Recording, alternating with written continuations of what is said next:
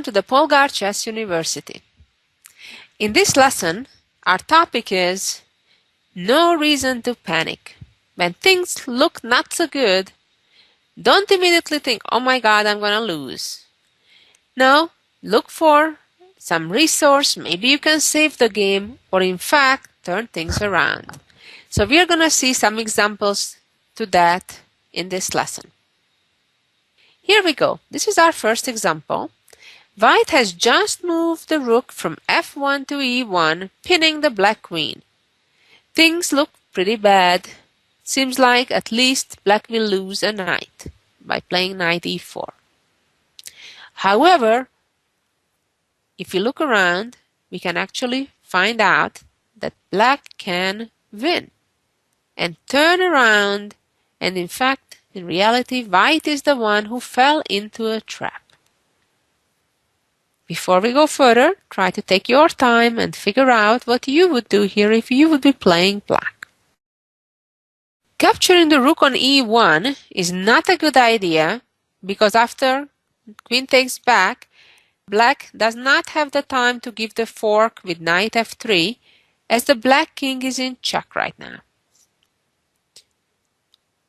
On the other hand, if black reverses the order and first plays knight f3 check, of course if the king moves out, black can just take the white rook, and also after queen takes knight, queen takes rook, and black is a full rook ahead. Let's move on to the next example. Here we go. This is actually a pretty famous game played in the World Championship cycle, and white was Hübner and black was the Hungarian Grandmaster Adorjan. This was perhaps a rather painful moment in his career because he had a winning endgame.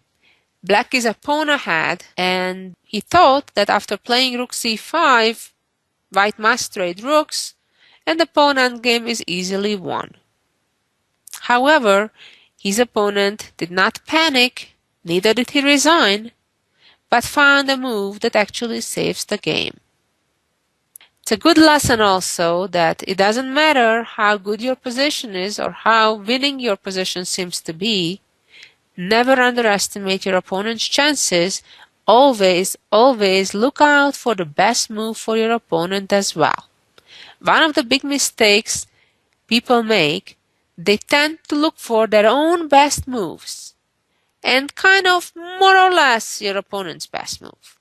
But in order to make objectively good moves, the best moves, you constantly need to be in search for both sides' best moves. So in all reality, when you play a game of chess against someone, you're playing against yourself. Your opponent is only there to make things more exciting, more interesting. But in all reality, you constantly need to look for the best moves for both sides. And if you can do so, obviously you'll be a very good player. So, in this position, white is able to actually save the game, not by trading rooks, but by simply capturing the little pawn on h4. Now, there is material balance, and if black would want to change that and capture the rook, then all of a sudden the white king is in stalemate. Of course, stalemate ideas rarely happen in the middle game or in the beginning of the game, but are a very common motive in the later part, in the end game, when there are very few pieces left on the board. Definitely something to keep in mind. Let's see one more example on that very theme. Here we go. In this queen endgame, white is a pawn ahead, and also white is about to checkmate black with queen g6.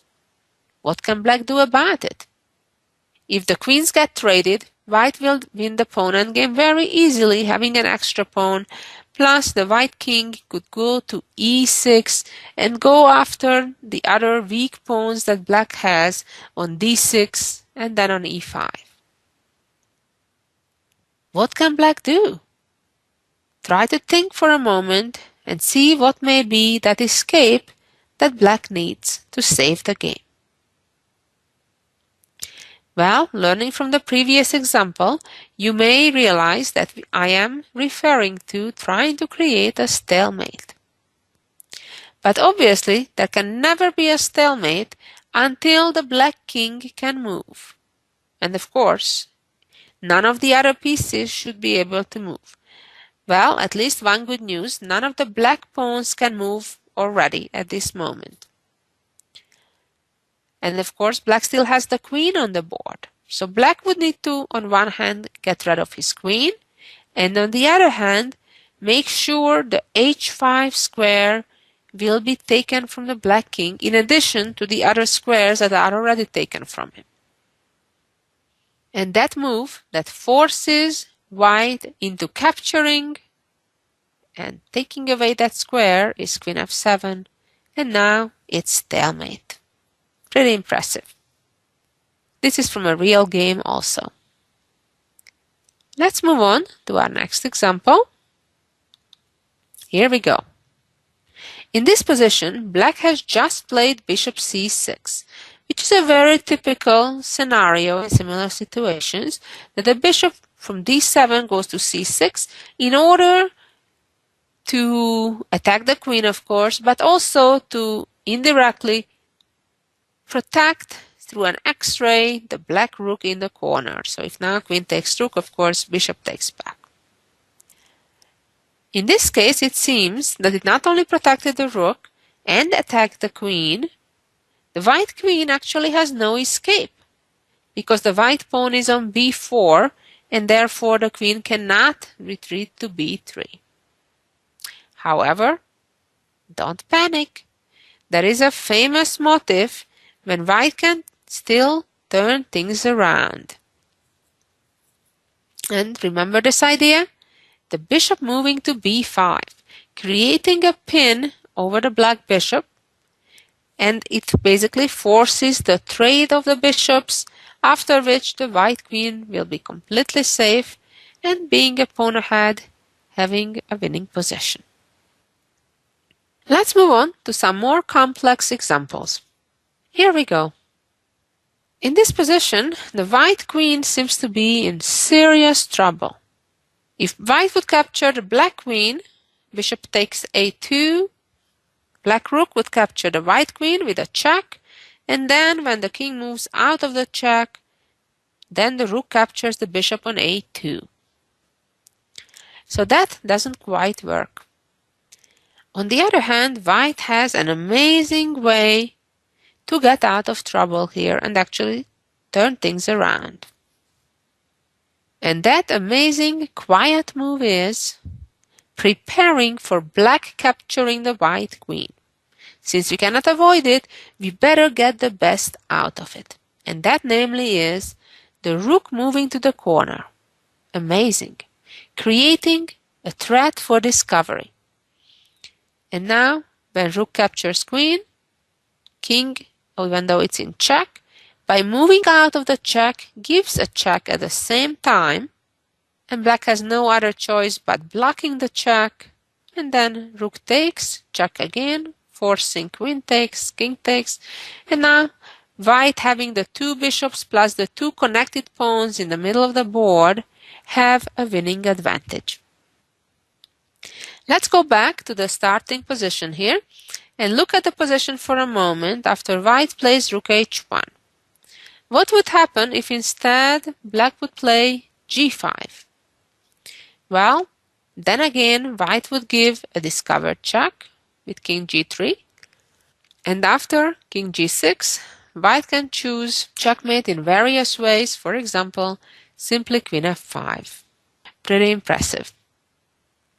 Let's look at another position that happened in a real game. In this position, black has just attacked the white knight by playing d5 with the idea that now if the white knight moves away, for example, to e5, maintaining the extra knight that white has, then black would have a discovery, playing rook to b1 and then capturing the white queen. However, white has an only move that holds the advantage. It's not that complicated. Actually, all white needs to do is to make sure they prevent that rook b1 check. And that move is to retreat the knight to b2. And now there is no check on b1, and if there is no check, in fact the rook is in a pin. White maintained the material advantage. Let's move on to the next example. Here we go. In this position, it is black's turn. Things look a little difficult because white is threatening to play knight to f6 discovery, or queen takes rook on d7 first and then knight f6. The black knight on g2 seems to be out of play, and even if the knight would try to come back to the action, white would still have those same threats of discovery, capturing the rook and then knight f6. So what should black do? Moving the queen wouldn't really help because white would still have those same options. How about moving the king? That would move out of the checks. Wouldn't that work? Well, that's exactly what black did, moving out of the check. Unfortunately for him, while he did move out of some of the problems, he walked into different ones. When you have knights on the board, it's always important to recognize the potential dangers of forks. Can you imagine if that white knight would right now appear on e6? That would be an unpleasant fork. And that's exactly what white took advantage of and played knight f4. What happens now is the black rook is under attack on d7, so is the black knight on g2, and if, for example, black would capture white's rook, then here comes the family fork. Black, realizing the trouble, is trying to save things, but it also results in losing material. After king e8, white could simply trade off all the major pieces on d7, followed by cashing in on the knight on g2. Black was trying to put up a fight and played king d6, came king b3, king e5, king b4, and here black recognized that the game is over. The white knight can hold up black's kingside pawns, while the white king will simply move up and create a passed pawn and create a winning position. Let's move on to our next example. Here we go. White is a rook up just for one pawn, but that pawn on h2 is a rather dangerous one. It's only one square from the promotion square. While it's true that the white king is in front of the pawn, so the pawn cannot advance at the moment, but black has a very serious threat. I suggest you try to figure out what would be the move you would make if you were playing with the black pieces right now. I have to tell you that white, a French grandmaster, made a mistake here, ignoring the threat, not noticing it, and captured the pawn on d5. And to his surprise, his opponent made the brilliant queen sacrifice, giving the queen up, forcing king takes, getting out of the promotion square, and then the pawn not only promotes, but it announces checkmate right away. A very good example that you need to constantly be on the lookout for your opponent's moves and plans. Had white have noticed what the threat is, certainly he would have done something about it. For example, moving the bishop out to a3, and the big difference now is that the white rook from a1 will be controlling the h1 square.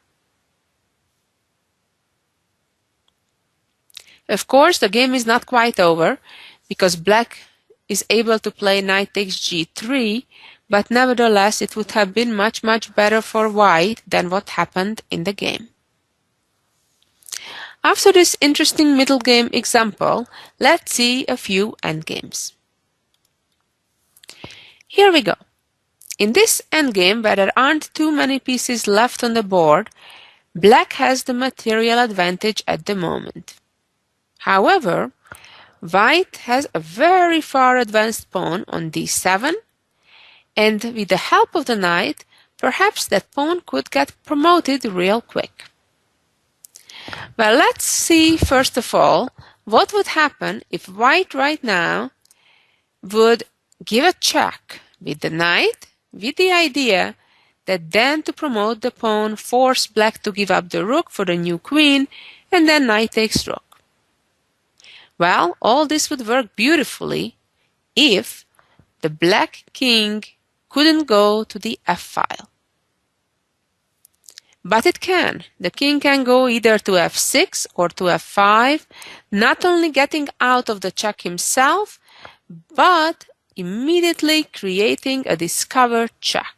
So therefore, white right now does not have the time to advance the pawn, but needs to get out of the check, and then the white knight will be lost, and then right after the d7 pawn as well. So knight e6 does not serve white's goals. However, here comes the question. What about white would promote the pawn to a queen?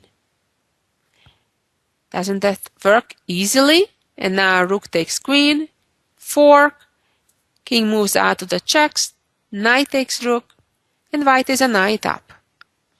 Well, looks like it's game over. Pawn promotes, queen, and this is the amazing part and a very good example not to panic and always to look out for unexpected opportunities. And the more patterns, ideas that you gain through learning, listening to these DVDs or reading books, the better chance you'll have that you'll recognize an opportunity when it comes to your own games. Amazingly, here, black has a better move than capturing the queen. Pretty amazing. King h6, check. White is in a check, therefore, white either needs to move the king, in which case black will be better after capturing the queen because no more fork after that. On the other hand, if queen takes rook, guess what? It's stalemate time. But I have an idea. How about white advances the pawn and does not replace it by a queen, but a rook. Now, if rook takes rook, still knight e6, fork. If the rook moves away, white is just up a knight, should be a relatively simple win. And if king h6, after rook takes rook, it's no longer stalemate as the black king can move to h7. And again, here is the amazing part that black has a different stalemate to come to rescue him by playing king h4 check. Again, if the king moves, then rook takes rook and no more fork, therefore black is better, and after rook takes rook, again, it's a different kind of stalemate. Pretty impressive, isn't it? Also, it's worth mentioning that if white would promote the pawn to a bishop, again, if rook takes, knight forks, would work for white, but here black would even be winning because after king f5 check, white cannot save his bishop.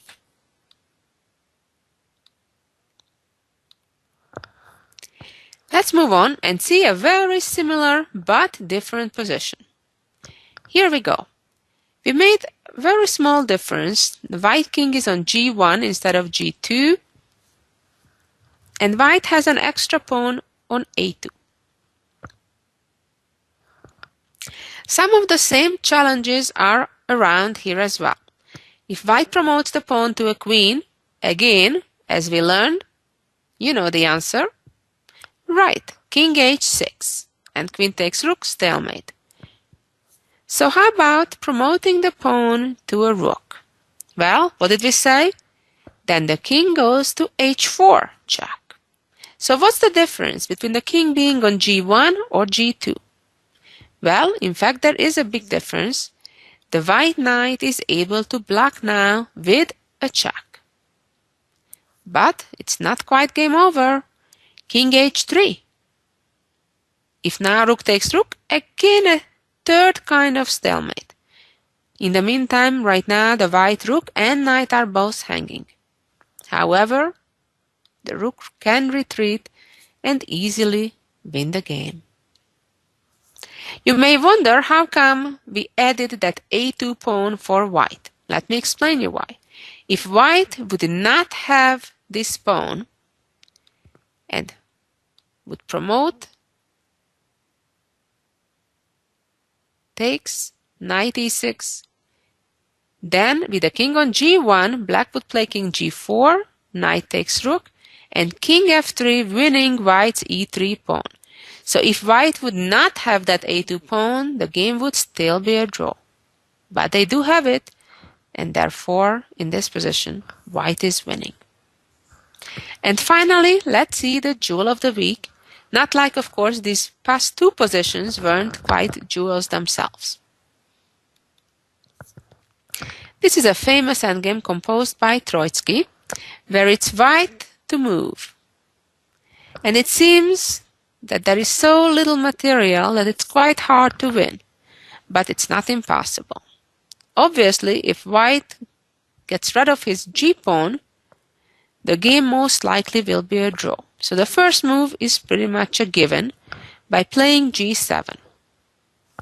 Let's first see what would happen if black would try to get rid of his e-pawn. Obviously, if king takes pawn, it's stalemate.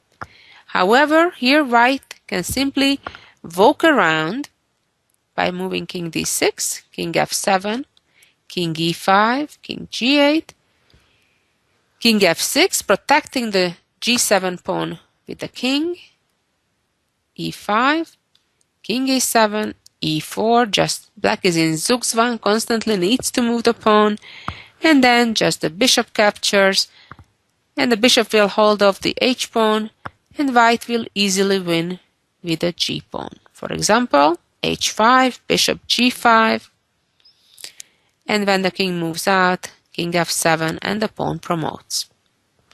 But let's see what happens if after g7, black would play king f7.